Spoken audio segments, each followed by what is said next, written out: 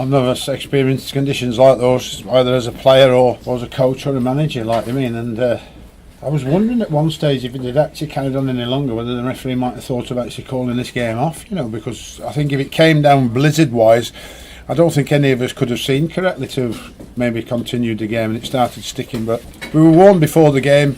It was a spirited performance, but you needed points though today, didn't you? We did. Listen, the first goal is offside. That's the linesman's side. The linesman's got to see that across the line. How he's missed that, I don't know. The first goal, he's totally. I don't know how he's missed that. You want the top quality marksman to turn the game in your favour, and I think that Jenk has done that today.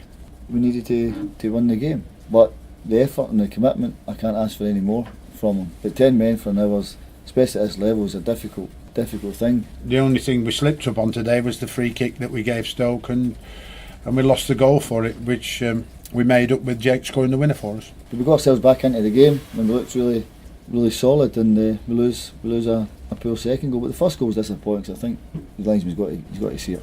You were playing a very cautious game. Were you playing the waiting game?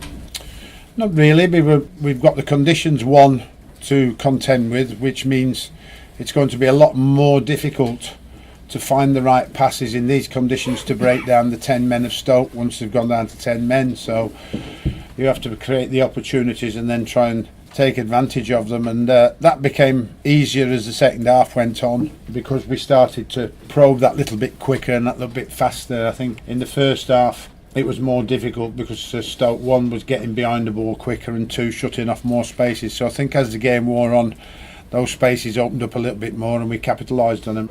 Charlie's disappointed as anybody in it, but you can't change it now. You can't change it. It was a massive blow. I haven't really seen it again, but it looked obviously pretty dangerous the way he slid in, and of course he caught Wayne right across the shins. So in today's what referees are looking for today, I suppose you could see why he's given the red card. I couldn't really see it with the weather at the beginning, but I saw it in the monitor there, and I can understand why Martins gave the red card. I think if you go in your studs in the modern day game and you miss time a challenge, you put yourself in that position to be red carded. The sad thing for Paul and his players, that would have been the last thing he wanted today when they're struggling in the bottom three. So I can see why they'd be upset about that, but obviously we've capitalised on them going down to 10 men by winning the game. They're down like everything else. They're certainly not in the place being lively or anything. They're certainly down, and but I think that's normal in any game of football. You lose, the dressing room's always pretty downbeat.